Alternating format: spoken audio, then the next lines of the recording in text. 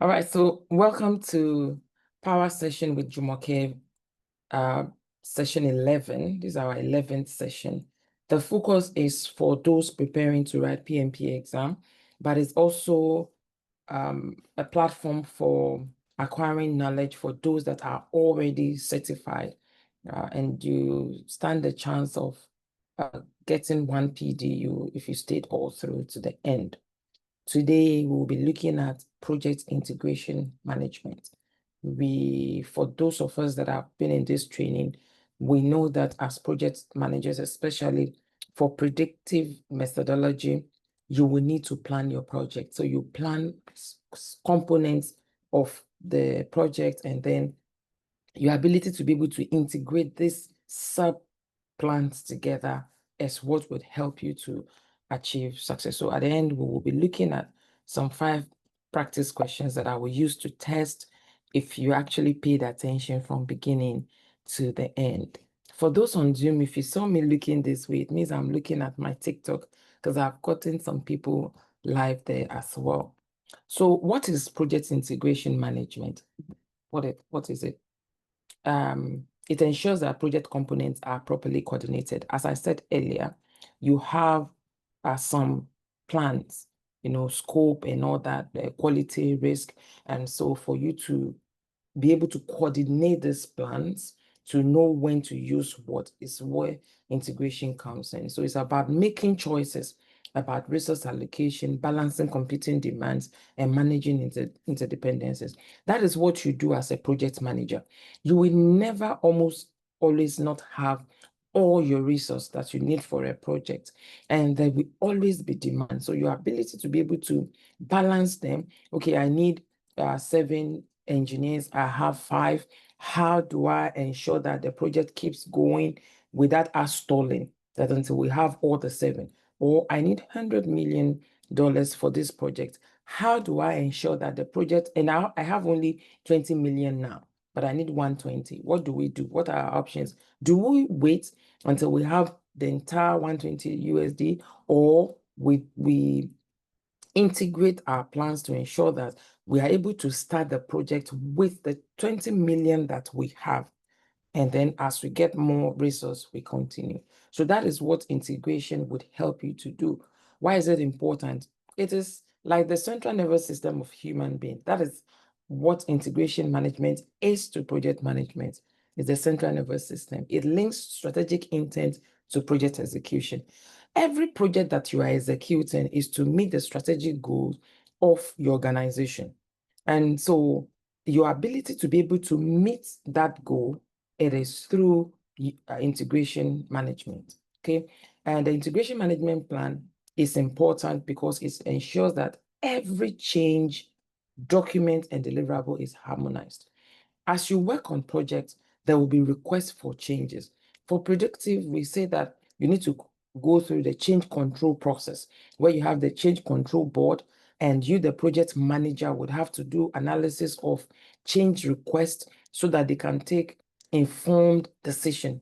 They understand the impact that, okay, should this change be accepted? This is the impact on cost. This will be the impact on time. This will be the impact on quality. This will be the impact on risk. Then they are informed and they take decisions. So project integration management would help you to ensure that every change, every document on the project, every deliverable that the project is to deliver is harmonized. And so if you are writing PMP exam, this is a tip for you. It appears across all the 3 domains. By now, you know that PMP has 3 domains. You have the people, you have the process, and you have the business. And you know that the process is 50% of the questions you'll be writing. The people, 42% of your exam covers people, and then 8% covers business environment. That's your business acumen, okay?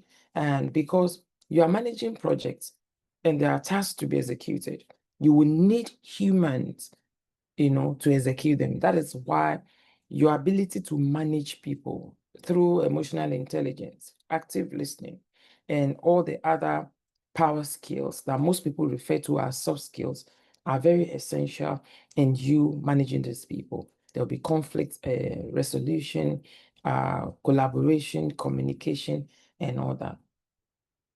What are the key processes in integration management? These are they. So in project, we have the 5 process groups: initiating, planning, executing, monitoring, and controlling, and then closing. So 1, initiating; 2, planning; 3, executing; 4, monitoring and controlling; and 5, closing. What are the components of integration in these process groups? So when you take initiating, for instance, you have develop project charter. Even though it is there as develop project charter, it's actually not your direct responsibility, but you should not start project without the project charter, because the project charter is what empowers you as a project manager to start spending or requesting resources and all that. And the output of this process, develop project charter, is very simple. It's project charter. Project charter is a high-level document that contains the scope of the project and some key or high-level information on budget, on schedule, on stakeholders, on risk. It is usually advisable that it should not be more than a page. If you cannot contain your charter on 1 page, then 2 pages at most. And then when you pick the second process group, planning, what is the process that we go through in planning? You develop project management plan. Often people start project and say, let's just start doing something. Let's start doing something. Doing something means you are not planning. And if you are not planning, you'll be doing things knee-jerkly, And when you do things that you don't plan, it has a tendency of exposing your project to risk. So it's important to plan. But what are you planning? There are components: scope, risk, quality. You plan, and then it becomes your reference point. It becomes like the bylaws of the project. So if you want to talk about costing, for instance, or how you are going to resource your project, you'll be referring to the project management plan and the aspect that talks about that how are we going to go about this? At the end of the process, you will develop the project management plan that becomes the reference. Under executing, there are 2 processes. You direct and manage project work, and then you manage project knowledge. This second one, often we forget about it because we don't document what we do when we are working on our project.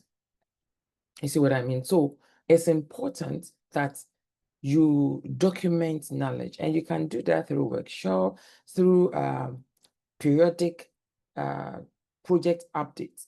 All right. And the output will be deliverables, because when you are carrying out the process of direct and manage project work, it means you are doing what you plan at the planning phase. Okay. And then lessons learned. When you are managing your project knowledge, you'll be able to compile your lessons learned, which becomes input in subsequent similar projects. And then the 4th process group is monitoring and controlling. What are the activities or the processes that you conduct there as a project manager? 1, monitor and control project work. As you are working, you are ensuring that what you are doing is what the scope of the project indicated.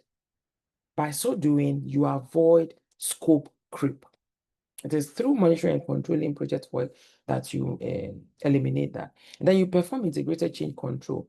When people make change requests, you are the project manager. You are not the sponsor. However, for you to present it to sponsor, you must be able to analyze or conduct some analysis on the change request so that they can take informed decision. And the output there is work performance reports, how you are faring. Okay, you see, when you perform assessment of how work is going, you are comparing the actual against plan. Now, the plan are what we call baselines. The baselines, you get them from the plans. You see, so let's say schedule, for instance, how long is it going to take? You did your work breakdown structure, WBS, you broke it down, and then you have your work packages. You further broke the work packages down into activities, and then you estimate the activities. How long will it take for this activity? Then you have your activity list. How long will it take for this activity? Then you aggregate everything. Then you have your schedule that is going to take 12 months. That becomes your baseline. Now, as you are working, you'll be comparing, let's say 6 months into the project, from your baseline, you've said that 6 months into the project, we would have done this, we would have achieved this. So you check where you are in 6 months, then you compare it to your baseline to be able to tell what you are doing. And one of the tool that we use here is earned value management, EVM, where you'll be able to do cost variance, schedule variance, cost performance index, schedule performance index, estimate to complete, budget at completion, estimate at completion orders. And then you have the change log as one of the outputs. Whether the change was approved or not approved, you have to enter them into the change log and the reasons. If it was approved, the reason why it was approved. If it was not approved, the reason why it was not approved. So if you have a similar project in the future, it becomes a resource for you. You will understand why it was not approved, and so that you don't repeat. If the reason is still valid, you don't repeat it on the current project. And the last but not the least, the closing process group. What is the process or the activity that you carry out here is close project or phase. And not surprisingly, but often we don't close our projects. And so you finish projects last year because you didn't close the project, your boss will come to you and make new requests. And it will now look like, we gave you the project, then a year ago, you didn't finish it, but it's actually a different scope. Maybe they are there, they just thought of, we didn't do this. Let me ask. Then they ask. Personally, I started applying closing projects in 2011 after I got certified. And I understood, my client was very reluctant in closing the project because he knew that once he closed the project, if he comes with any other questions, a new project, and I will bill him for that. So practice it. And then the output of this process is final deliverables. This is where the final deliverables are given, and we say they are validated. When your deliverables are validated, it means they have met the acceptance criteria, and the customer or stakeholder have accepted it. We have what we call verify scope. So you verify scope, you validate scope. When you verify scope, you have not started work. You are planning. And so whatever the outcome of the plan, after you have collected requirements from your stakeholders, you now define the plan, you have the scope baseline, and then the customer or your stakeholder say, yes, this is what we ask you to do. That is verifying scope. When you validate scope, you have delivered.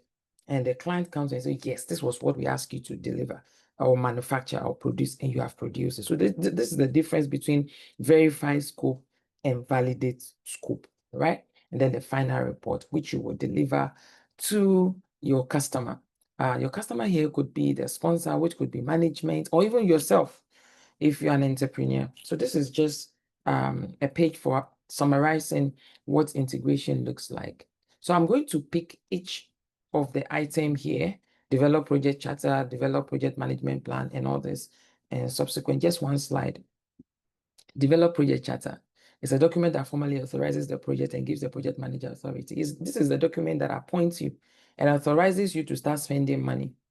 And one of the questions people ask me is, who writes project charter? And it's not very clear that, okay, is the project manager, is the project sponsor. The project manager can actually contribute to developing project charter, but it cannot sign it. You cannot appoint yourself because the document appoint the project manager. So you may come up with the write-up and everything, but then you present it to your superior, maybe your head of department, your MD, your CEO, and he or she endorses it because then he appoints you. So that is what actually initiates the project for you that gives you the power to start making demand or start working. So the input for this is business case. Business case is one of the business documents. It's not you, the project manager, who will develop it. It's usually done by the business analyst. Often in our organization, the project managers are playing the role of business analyst plus project manager. But you need to know and distinguish, because if you're answering the questions, PMI assumes that you have this thing separated in your organization. And if you do not have them separated in your organization, you know that this role is for business analysts, but you are playing it. So for you to be able to come up with a project charter, you need a business case. The business analyst would have conducted needs assessment, identify gap, and come up with justification that, oh, if you are able to conduct this project, we will get this benefit, we get this value, we will generate this revenue, we'll be able to solve this problem, we'll be able to enter market as the first entrant and all those. So that will be the business case that will be used to convince management that this is an area that we should go into. All right. So it helps in developing project charter as well as agreements. Sometimes your superior and customer or stakeholders, they have gone into agreements with third parties. You need them as inputs into writing your project charter. And of course, if you have done the training, you will know what EEF is, environmental external factors. Your organization and the project is operating within factors that may affect the organization, like government regulation, for instance. You do not have control over it. If government says for you to start this project, you must take this permit, or you must have this on your project site, it's an external environmental factor to you. And then we have the OPAs, which are the organizational process assets. These are maybe your templates, organizational policies, organogram. All these things will serve as input into developing project charter. And the key content of your project charter are these high-level requirements: assigned project manager and authority, summary budget, and milestone schedule. I actually love saying high-level budget. And this is what we call the top-down budget, because it is usually based on historical data. When you do your WBS and you break down the work packages, which is the lowest part of the WBS, into activities, and you come up with estimation and you aggregate those estimates, it becomes bottom-up estimation. And usually the people who would be involved in the bottom-up estimation are the people that will do the work. So they know they have fair idea of the cost. So it makes estimation near truth. Okay, so these are the key inputs, these are the key content of your project charter. And if you are writing PMP, or you are planning to write PMP, or as something to nudge those of us that have already written PMP, the charter is created before planning begins, and it is not detailed. It is not as detailed as the project management plan. That is why the content is high level. You may even have key stakeholders. Let's say at the end of the project, you may come up with 50 stakeholders, but the charter may have just about 5. Okay, so it is not detailed. All right, so I just dropped this example that if a telecom company signs a contract with a software vendor, the project charter authorizes the project manager to lead the development of a new customer billing. So the charter serves as input for you to develop how the customer will be billed and what activities would the customer deliver. So we just finished develop project charter. Let's look at develop project management plan. Is the master plan integrating all subsidiary plans and baselines? I tell people that you take this as your project management plan. If you open it, you see the scope management plan, you see the risk management plan, you see the quality management plan, resource management plan. And so it's the mother. I say the project management plan is the mother of all the subsidiary plans: scope management plan, schedule management plan, budget management plan, quality management plan, risk management plan, resource management plan, procurement management plan, communication management plan, communication, how you'll be interacting with your stakeholders, change management plan. These are the subsidiaries, and as you put them in the project management plan, it becomes the master plan. Now, you may not, if you have a project and you are not procuring anything from a third party, you will not have procurement management plan. You only have resource management plan. And resource, we are talking about the human skills, equipment that you will need for your project. Money is a standalone. It will be under budget management plan. Why does project management plan matter? If I just start and I have my experience, I've been managing projects for years, I keep hearing this. It would help you to be able to execute, monitor, control, and close projects. Can you imagine you having a project management plan and things need to be done? And we also say that you and your team must create what we call shared understanding. Shared understanding is based on availing information from every team member so that you're on the same page. So it's not now that they are calling you, project manager, what are we going to do with this risk? How are we going to handle it? And this budget, and the vendor is here. No, you have a plan and everybody is working with it. Of course, there could be changes, but the changes will come through the change control process. Before you start your project execution and all that, you would have put in place the change control board. The people in the change control board are the one that would approve or disapprove change requests. So when you have your project management plan, in fact, it would even spell out escalation process. At what point would you escalate maybe cost, request, schedule, change? It will tell you at what point would you escalate and who would you escalate it to. So you will know your power and at the point of escalation. So that is how important the change management plan is, why you should have it. And I've also dropped an example here. I said that a manufacturing project manager uses the project management plan to align scope control with cost and risk management. Because you can, in fact, ask yourself, or I'm sure people wonder what influence PMP from changing from just a waterfall methodology to now having combination of predictive, adaptive, and hybrid, because change would always occur. It's almost impossible that a project will start and remain the same from beginning to end. Things would happen. Things would happen. We use predictive for less risky and capital intensive projects, while we use adaptive, agile, or Scrum for projects that are risky and the requirements are not clearly defined. So we say predictive is plan driven, while adaptive is change driven. Okay, you can plan. That's why it's predictive, from the word predict. And then the adaptive is from the word adapt. You adapt as things change, along the project. So you cannot use a well-planned format for a project that is likely going to be risky or be changing. Okay, so when you plan, however, we also plan for adaptive, because some people are under the notion that, oh, for adaptive, we don't plan. Agile and Scrum, we don't plan, we just do. No, you plan somewhat. And what the plan does for adaptive is that it serves as a guardrail.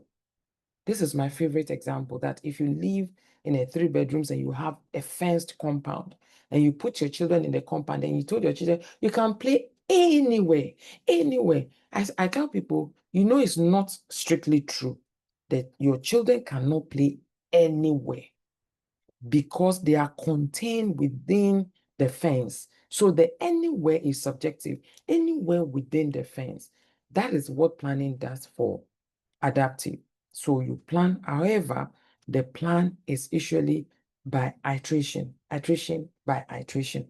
And we are advised that iteration should be within 1 to 4 weeks. So you can have an iteration that is 1 week, you can have an iteration that is 2 weeks, you can have an iteration that is 3 weeks, you can have an iteration that is 4 weeks. And then you plan, you deliver, the feedback is given to the product owner gives it to the customer gives feedback, the product backlog is repopulated and reprioritized and given to the development team. Again, they pick what they can work on, which is dependent on the velocity that the team can work on within their iteration. The velocity is made up of the number of story points they can complete within that iteration. And then they now plan the work, which we now call iteration backlog. That is, it contains the work that they are going to execute to achieve what they pick from the product backlog. Then they go again, they work, they do the the review, celebration, iteration review, a retrospective, then the feedback is given, in order until you have your release. So that is what happens for adaptive. For even predictive, the project management plan is iterative. You cannot say we have a plan from beginning, that's it. If there is change request and the requests have been accepted, you will need to update the corresponding documents. If the request meant additional time to your earlier baseline, you would have to update your earlier baseline to this new one. So now you have version 2 baseline when it comes to schedule. That is why we say it's iterative. You cannot go to sleep because you did your plan at the beginning of the project.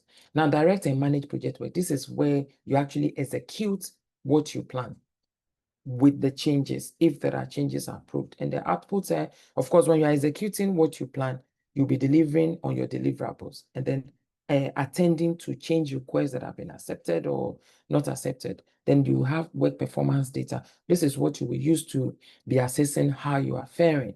And the tip here is where most project budget is spent. This is where you spend money, because this is where you are actually spending, because you are now doing the actual work. Now, manage project knowledge. I said earlier that we often don't do this. We just work and then people go away. I was talking to someone, he said, come and manage this project. You'll be managing stakeholders. And I said, are you going to give me a phone to do this? He said, no, why can't you use your phone? I said, I don't have problem using my phone. But when I finish the project, whatever communication that I had with your stakeholders, your customer will go with me because it's on my phone. But if you give me a phone, whatever, and of course you put it in your SIM, whatever engagement I had with your stakeholders on your behalf, once I'm done, I hand the phone over back to the organization.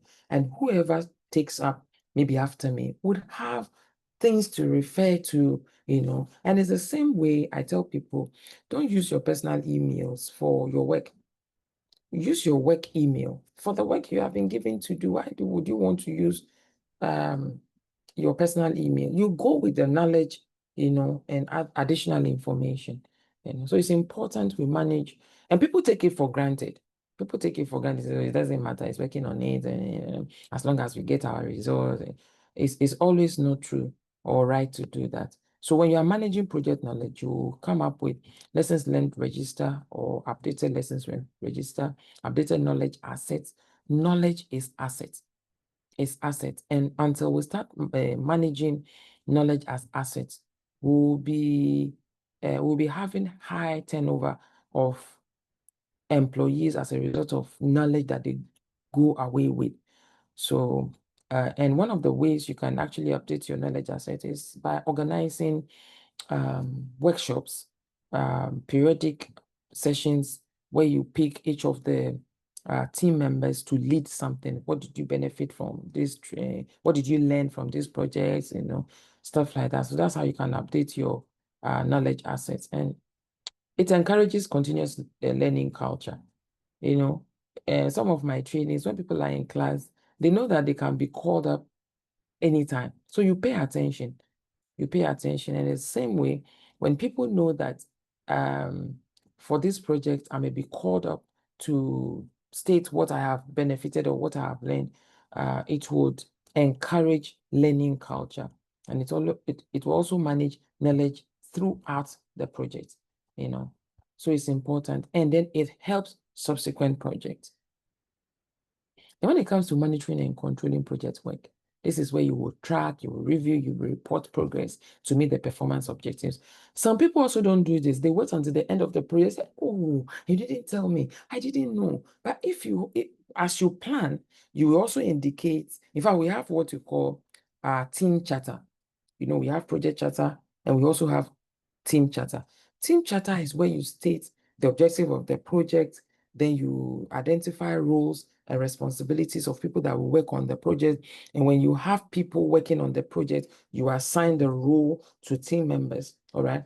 And in the same team charter, you have the ground rules, how you to behave meeting etiquette. Okay, for every meeting, agenda will be sent maybe 3 days before the meeting. Our meetings are time boxed 1 hour maximum, and only what is on the agenda will be treated. And if there are actions, minutes will be sent maybe 5 working days after the meeting. Everything will be stated in the team charter. So it becomes a guiding document. Even when people misbehave, how they will be handled will be there. How people will be rewarded, would also be there. So it's not like free fall. Like, okay, when we finish, how long is the project? 12 months. Okay, we'll see you December. No. In the team charter, you would have when periodic project updates meeting will be held and what the topic would be. It will be in your team charter. So it would help in tracking, reviewing. If you did this and there are issues, you are able to nip it quickly instead of waiting until the end of the project. And what are the tools that you would use for this? I mentioned earlier, earned value management. If you want me to treat earned value management as a topic, you can drop it and I will schedule it. Like I said earlier, you have the cost variance that tells you how you are faring in terms of cost, and then you have cost performance index that is looking at, are you getting the value that you're supposed to get for every 1 hour? If that is your measuring time, 1 hour or every week, am I getting the quality of work or the quantity of work that I'm supposed to get every week? The cost variance will tell you, and no, the schedule cost performance index will tell you that. Then the schedule variance is letting you know that, okay, we plan that we are going to do this. Have we been able to achieve that? The schedule talks about time, the cost variance talks about the cost. We said we are going to spend this amount. Is that what we have spent? The cost performance index actually tells you how efficient the amount you are spending is for every 1 cedi. Am I getting effort or job worth 1 cedi or 80 pesos? Or for every 1 naira, am I getting job worth of 1 naira or 80 kobo? It tells you how efficient you are spending. And then the schedule is also telling you how efficient the time you are spending. That's the schedule performance index. And it helps a lot. It helps you to tell where you are now and also to forecast where you will be if you continue in the tangent you are with your project. So I know people that are not even certified PMP, but they've mastered the end value management, and that's what they're using in their organization. And of course, forecasting would also help you to be able to monitor and control your project. And of course, trend analysis. If you observe the trend, how people are faring, how cost is going, how inflation, you'll be able to forecast or predict, okay, how the project would end. A project manager detects that actual cost is higher. This is just an example than planned. They analyze the trend and forecast if the project will remain within budget. Because if things are changing, the cost is becoming higher. You need to know now the amount you have left. Will it be able to complete the project? It is not when you are finished spending the money. And so, yeah, so in fact, 7 months ago, the cost increased, and no, and the skills that you're acquiring from this PMP, you can apply it in your home. I tell people there's no way your tea room has finished in your home. Then you pick the last one, say, hey, this is the last one, or water, or salt. They are all kind of project management. Or for those of you that have children that you are still buying box of juices and snack. By now, you should know the trend analysis that, okay, in a month, they will need X number of box for juice, X number of box for biscuits, and all that. And then you plan accordingly, so that you're not caught unawares anytime. So what you do when you are monitoring and controlling project work is you are comparing actuals to plan or to the baseline. So if you did not carry out planning, you will not have baselines. You will just be saying, it should have been this. Hey, is that so? So you will have the planned, which is the baseline. Then you'll be comparing what you are actually expending to that. Then perform integrated change control. This is where you will review all change requests. And then, like I said, the change log must contain the approved and non-approved. So every change request must be logged. And then the outcome, approved or disapproved, and the reasons. And the key components of when you perform integrated change control, you have the change control board. I explained earlier that you will need change control board, which you will put in place at the beginning of the project. And the people in the change control board are the ones that would approve or disapprove requests. Okay, and then you have the change log that you need to be updating and the impact analysis. So you cannot just tell the change control board that somebody has just made a request. You need to let them know the impact. Okay, it will affect cost by this so much. It will affect schedule by so number of months or weeks or hour. It will affect risk. It will expose the project to this risk. It will have impact on quality unless we do this to maintain the quality. We will have to, it will increase our resource requirements. So we don't have it in-house. We have to outsource or buy or something like that. So you do all this impact analysis and then you present it to the change control board to inform the decision that they will take. All right. An example, a sponsor requests a new report feature. The change control board will assess its impact on timeline, cost, scope, and resources before deciding that, okay, it's okay, it will add $1 million to the budget. It's okay, we can foot it. Or it will delay the project by 3 weeks. It's okay, we will tell the end user or the customer, we will convince them. So they will take that decision. So all changes go through the change control process. If you are reading question, sometimes a question will say that a stakeholder came to you, the project manager, and has given you a key requirement that if it is carried out, it will add value. It's not your responsibility. It has to pass through the change control process. You analyzing, assessing the impact and all that, and present it to the change control board to take that decision. Okay. So one of my favorite points now is the close project or phase, because we don't do it and it comes with its repercussions when you don't do that. When you close project, this is where you finalize all activities formally. If you had a vendor, a contractor, this is where you pay the vendor or the contractor. This is where the deliverables are presented to the stakeholder or the customer. This is where the resources that you didn't use will be sent back. If you are in a functional organization where you have departments, then a project team was formed. Everybody will now go back to their functional units. IT, HR, marketing will go back. That happens when you close the project. And these are the activities. You will confirm acceptance of deliverables. The customer will confirm that a final report is written, lessons learned report document is updated, and you release resources. If it is wheelbarrow, you take it back.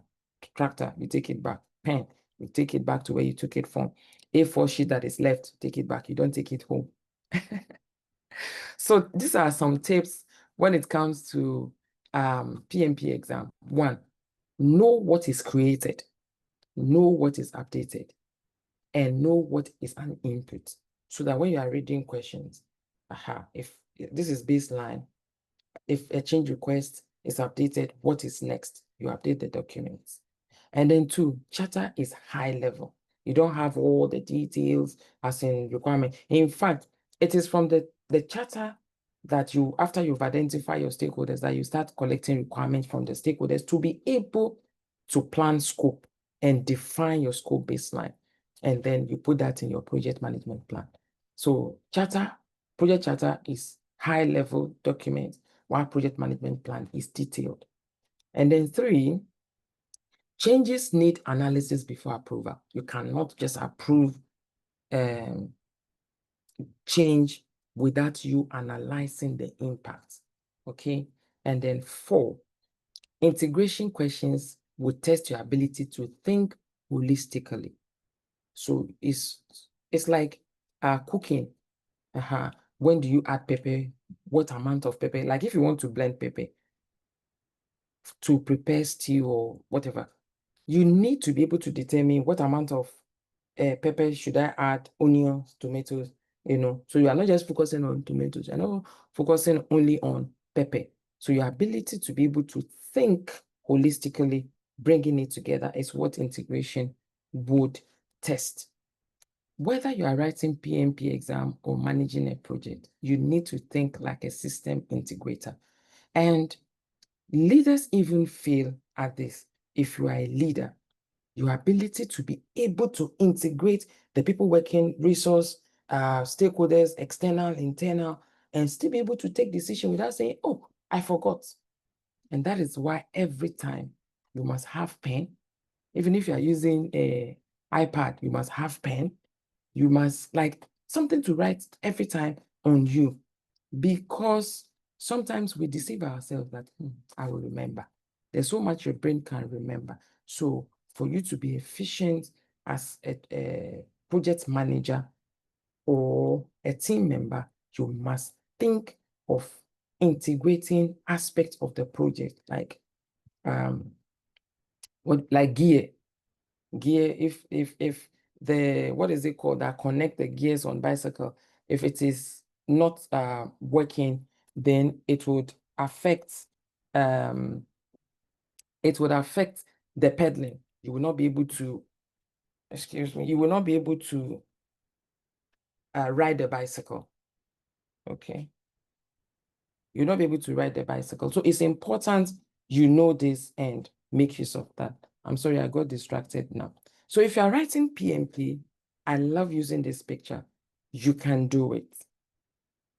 You can do it. It does. The people who pass PMP, they have one head, like you know, and they were able to do it, and you too can do it. So I'm encouraging you.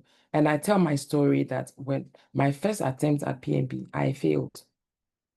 I'm not saying you will fail. I failed. I'm an engineer. I thought I knew everything that I needed to know, you know, and I didn't do due diligence. And it is one of what motivates me to do what I'm doing currently, helping people understand PMP and prepare better for the exam. So I hope you have picked one or two things in this session. Now it is time for us to answer the 5 questions that I said we are going to address. So once we finish these 5 questions, I will give room for you to also ask me questions that you may have. How we treat the question is, I would display the question and I would give you like 10 to 15 seconds for you to answer. You drop your answers in the chat box, and then after the 10 to 15 seconds, we will look at it and pick and talk about why the option that is correct is the correct answer. Okay, so let's roll. For those that are on TikTok, I will read the questions out and hopefully you will get what I read out. So question 1. A company initiates a project to develop a mobile app for internal operations. The project manager has been formally assigned and started planning. What should be the next formal step? Let me read it again. A company initiates a project to develop a mobile app for internal operations. The project manager has been formally assigned and started planning. What should be the next formal step? A, begin developing the project management plan. B, conduct a stakeholder analysis. C, develop the project charter. D, create the work breakdown structure, WBS. So let's start dropping the answers now. So I'll just count 10 seconds.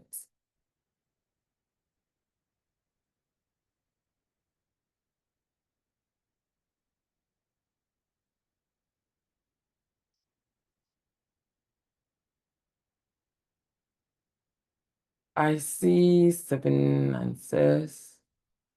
Let's check A. I see D. Is this, I see D, I see A. All right, so A, begin developing the project management plan. Create the web breakdown structure. Let's read the question again. A company initiates a project to develop mobile app for internal operations. The project manager has been formally assigned. and started planning, what should be the next formal step? Is develop the project charter. The company initiates a project to develop. The project manager has been formally assigned and started planning.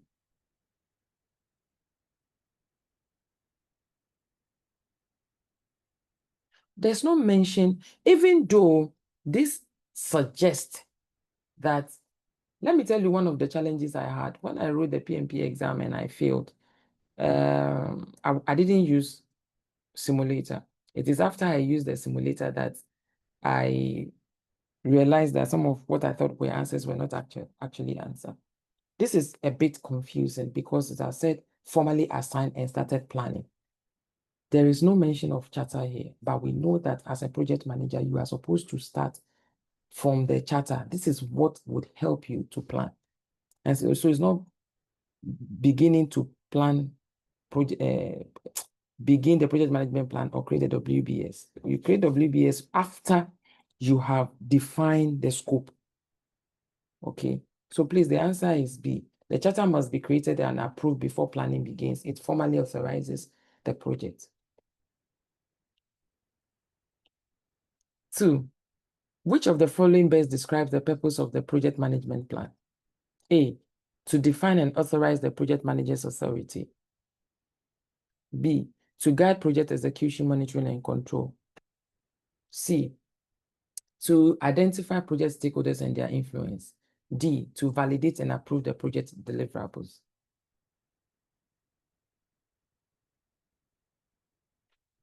You must all get this. Otherwise, I haven't done a good job.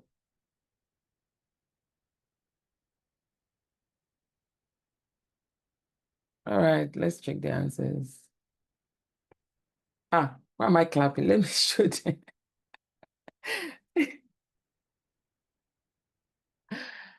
Yes, Edward, please. Is it about the question? I see Edward's hand. Yes, it's about the question 1. Actually, I was raising my hand, but my phone was messing up. Okay. On the question 1, I know the project charter actually authorizes the project, and then also it even empowers the project manager. Since this project has been initiated and then also has been assigned, before a project manager will be assigned to a project, an initiated project, it means he knows the project manager knows the scope of the whatever that is coming to do, which is specified by or which is outlined by the project charter. So with this one, it looks like the project charter has been because before you can assign what do you call it, a project manager to a project, the project charter should actually be ready so that he will come in, know the scope, then he will use the charter, which is the high level specifications, to roll out his plan for the project. Are you trying to justify your answer? I'm not justifying. I'm trying to tell my thinking around why the project manager's plan is the best and not the project charter. Okay. I hear you. For me, my option is still C, develop the project charter. Because you see, you have made a lot of assumptions before a project manager can start. He has the scope. I have been assigned project that I didn't know the scope. It was the charter that appointed me, and I used the charter, the information in the charter, to now define the scope and everything. So it's not always true. Now, let me also caution you that when you are answering PMP question, don't use what you do or what you know normally to answer the question, or what you do in your organization that seemingly has been giving you results. Do you get? Because you will actually see options in the question that will justify the option you will select. When I failed my PMP, all the options I was getting, I was so convinced I was choosing the right options, until those days you will see immediately, we are sorry you failed. They came to take me out of the exam hall because I just couldn't believe. I started playing back the questions. This one, but I see this, but I chose this, and now I hear people when they come out, they say, even the exam, the questions, they were the 2 options were right in the question.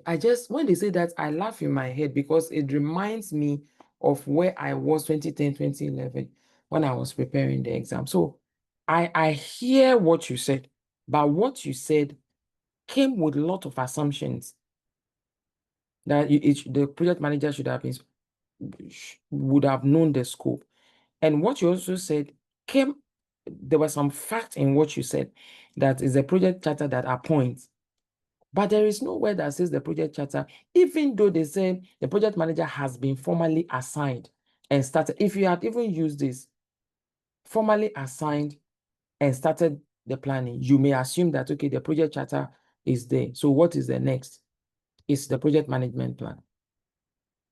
You need to do the project management plan before the WBS. And before you can even... Okay, thank you. Thank you very much. Let me even now look at the options again. Before you can even do the project management plan, you need to conduct your needs and stakeholder analysis, because the stakeholder will help you define the scope. So this question was intentionally dropped here to confuse us, because almost all the options are relevant. But what you, the project manager, will stand on and hold is a developed project charter. This is what I think is the best fit. And then the second question, you all got it, so we don't need to talk about it. And I'm happy because it means we're on the same page. Then question 3. Can we get someone to please read question 3 for us?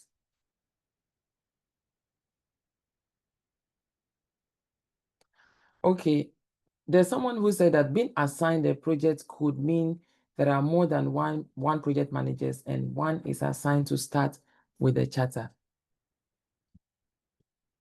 Ni, if you can unmute to explain that, we will appreciate it.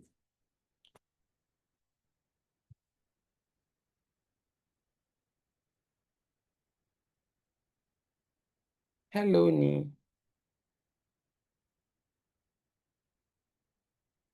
Okay. Ni doesn't want to talk to us. So let's go to question 3. A project stakeholder requests a change to the approved project scope. What should the project manager do first?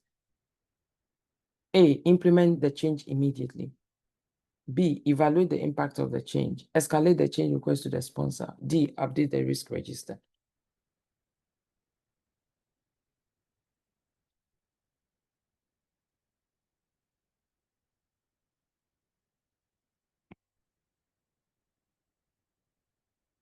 Four, three, two, 1, 0.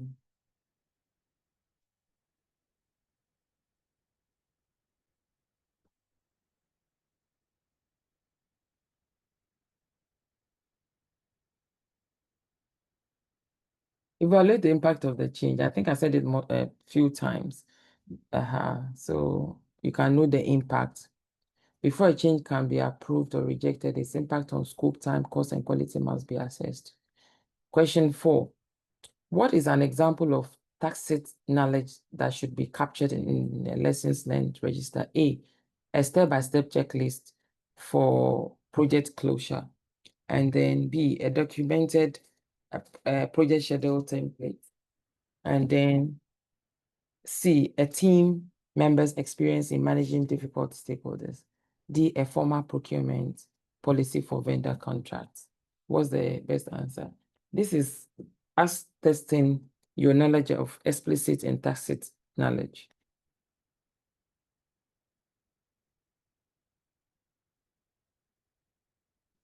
Five, 4, 3, 2,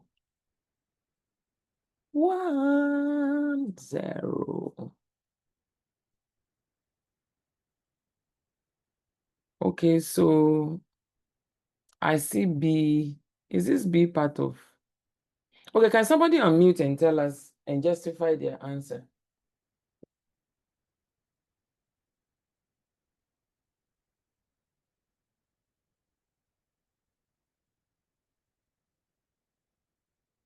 Hello. Am I audible? Yes, very audible. Yes, Uh-huh. hello. Okay. Go on. Yes, if I can add, I think the difference between tacit and explicit knowledge is that tacit knowledge have to do with experience, something that is not formal, and then explicit knowledge have to do with something that is formal, that is written. So from the choices there, you can see it very clearly that it has to do with experience, which is more on the side of tacit knowledge. So based on that, that's why tacit knowledge is the best choice. Okay.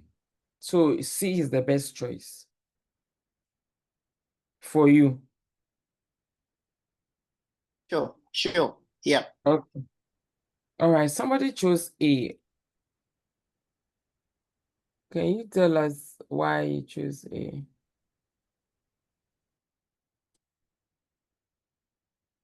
And B too.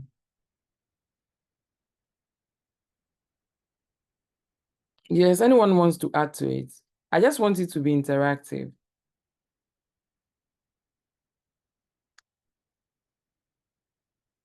The answer is C. The last question, but not the least, while executing the project plan, a team member identifies an issue that could impact the deliverables. What should the project manager do? A, document the issue in the risk register and ignore it for now. B, tell the team member to fix it without changing the plan. C, review the issue, assess its impact, and raise a change request if necessary. D, wait for the next status meeting to discuss it with the team. Kaba kaba.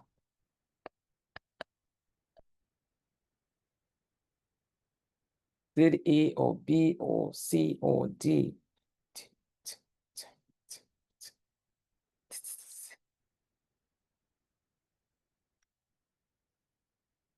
Okay, let me spy the answer before.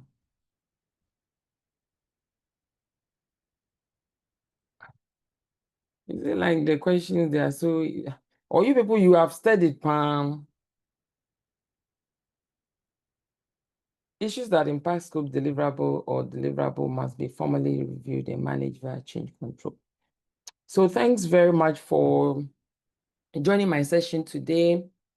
You can link up with me on LinkedIn, Instagram, Facebook, YouTube. I appear there as Jumoke Lafenwa and on TikTok as this. And you can scan this to to chat with me directly. And then you can scan this to join my WhatsApp channel where I do other things. So now let me hear your question. So I will just leave this screen for those that want to scan to join my channel or ask me or chat with me directly. In the interim, let's have your questions. Do you have any question on what we've done today or anything on PMP as you are preparing to write the exam? And if you are already certified and you want PDU for this session, please scan this so that you can send me your PMI ID and then, or for me to share what you need to use to upload the PDU yourself. So any question for me?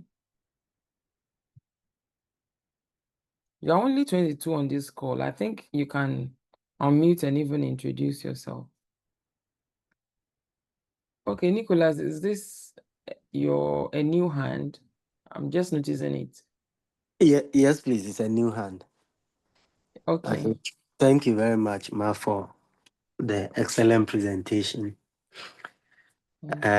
My question is on the closed project office. I wanted a clarification. You mentioned the key activities, that's confirm acceptance of deliverable, final report, lessons learned, and the release resource. So I wanted to ask whether the lessons learned, we could add retrospective, since the lessons learned is more tailored to predictive project. I don't know whether is possible, or you can add an input on that area. Thank you. Thank you very much, Nicholas, for your question. Initially, retrospective was limited to adaptive, but now predictive is also using retrospective. And what is retrospective? Lessons learned, you are just saying in this project, this is what I learned. But retrospective is picking aspect of the project, let's say communication, resource, what worked well. So you have 2 columns. What worked well? You want to understand why did it work well? And the reason is you want to be able to replicate that in future projects. The second column would capture what didn't work well, why it didn't work well. So that if after the session, you realize that it will not work well, you are guided against replicating it in future projects. So that is lessons learned. Sorry, that is retrospective. It is in fact, it is towards improving value delivery. So you have finished maybe a phase, you've completed the project, and you want to know what went well, what didn't work well. But the lessons learned are the lessons you came across. You can even say, oh, in the course of the project, I learned how to use Power BI. Which may not be something that the project put in place that worked well per se. That is a difference, or slight difference. However, now retrospective is also being used in predictive. I mean, anything that will give you value is no longer being limited to adaptive or predictive. So yes, you can use it. Adeolu, it's nice to see you here. I know that you are already certified. Congratulations again. I saw how your post on LinkedIn actually got a lot of reaction. Almost 500 now, if not over 500. So congratulations again, Adeolu Idowu.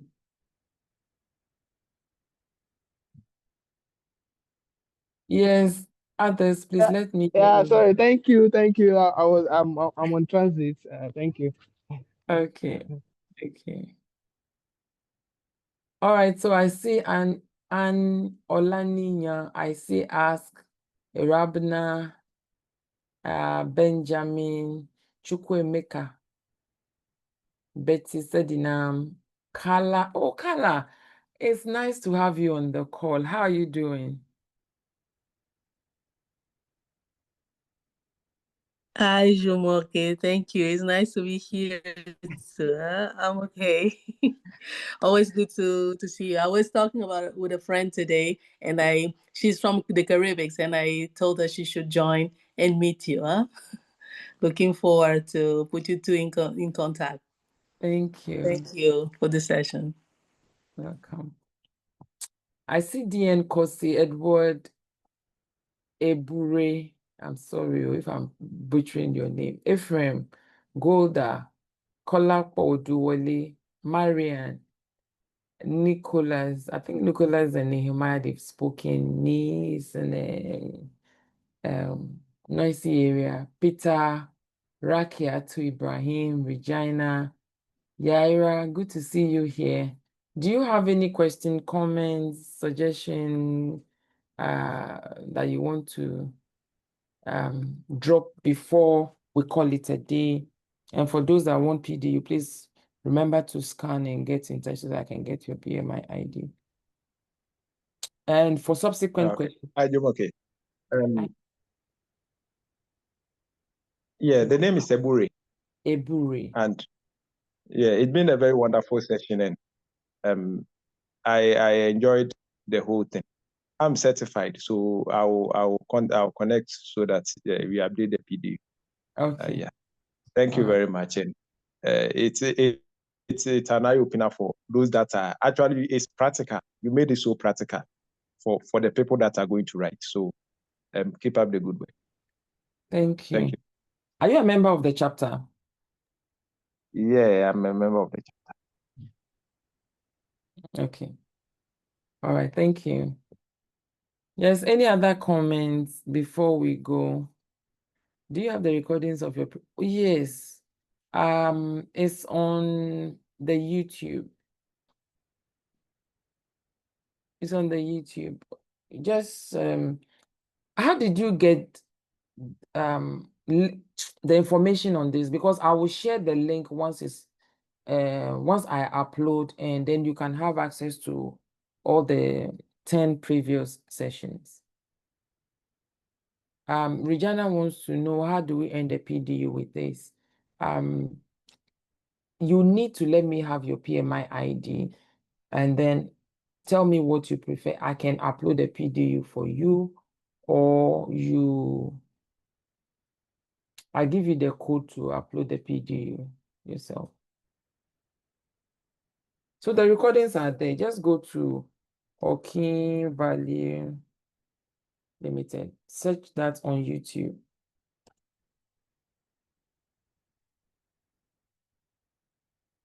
Search on YouTube. You see our recordings. And if you want to laugh, I can be comedian too. You can check me out on YouTube.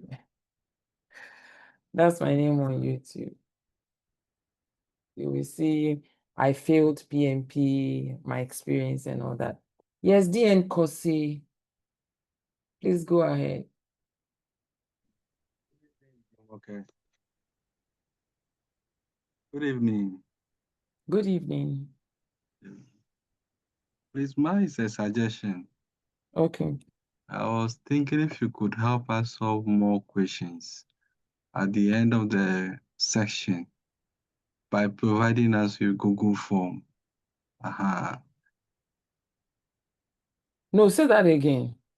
Like at the end of the session, you could give us some Google form. Maybe I will solve 20 questions and come back, and then we review it. Like the ones that we have difficulty in, then we'll tell you about those ones. Then you give us much explanation about it, so that we can solve much question at each of the sections. Okay, so I'm happy to answer questions. But you know that I sell simulator, and I'm picking my Yes. questions from the simulator. So if I come and give you 20 questions, you just compile all the questions and nobody will buy simulator again. So I'm sorry, I may not be able to Okay. do this. But I'm actually planning on having a YouTube live, maybe 30 minutes, and solve as many questions that we can during the live session. Okay. But it's going to be a continuous thing, Charlie. Okay. Thanks so much for a wonderful thank you. Yeah. But I also have a WhatsApp group for those that say, I want to write PMP in 2025 and I'm ready for Jumoke's pressure. So sometimes they themselves come up with questions, they drop it there, and then the answer, and at a point I come to confirm what the answer is. And actually, I had to stop sharing plenty questions because I realized that people are just waiting for the questions, and that's also my business. Okay. So buy the simulator, then you answer, then I would explain gray areas, okay? Okay, thank you. Thank you.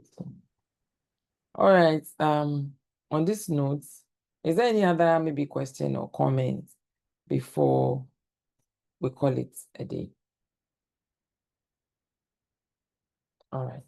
I want to appreciate your time for joining the Zoom live, and for those that are also joining the TikTok live, for your feedback, your comments. For those that are following me now on TikTok, I'm grateful. For those that I hope you will follow, you subscribe to my YouTube channel, Jumoke and Okin Valley's YouTube channel. I'm grateful. See you next week, Monday, 6:30. Tell a friend to tell a friend. And then we'll meet here. And I really wish you the best. It is my desire that you pass your PMP. And whatever I can do within my power, I will do to help you pass your PMP. Nicholas, is it your final comments before we Yes, please, ma. I wanted to find out that apart from the one-on-one sessions that you have, I mean the PMP preparation, do you have a group one too? Yeah. We are currently, we just did the third Saturday of the current one, the July. The next one will be September, starting September up to somewhere, I guess, October. Yeah. So let me see if I can get the link. The registration link. You will see the remaining schedule for this year.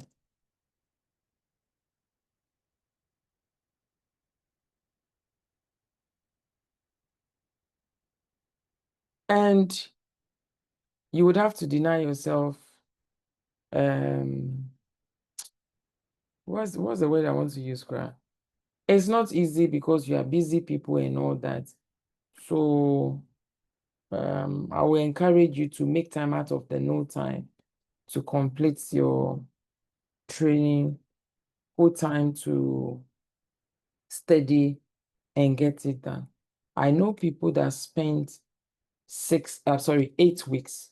We spent 6 weeks for the training, and the remaining 2 weeks is, for me, the last day of training, my students would apply. It takes, and that is a Saturday, it takes PMI about 5 working days. So into the 7th week, PMI will respond and approval. That's when they will pay and schedule their exam. And they wrote a week after. So like 8 weeks for training preparation, and they passed. So it means whilst we are doing the training, they are learning. Because at the end of the first Saturday, I start giving quizzes, 10 questions, and they are time boxed. 10 questions, 12 minutes, 10 questions, 12 minutes. So they start practicing. Then when we finish the session, I assign the main simulator that is over 600 questions and is equally time boxed. So they are ready and they write and they pass. So, but it takes a lot of work. Sometimes I wake up and I see some of them attempting the quizzes around 11 p.m., 12 midnight, 1 a.m., So I wish you well. So see you next week by God's grace.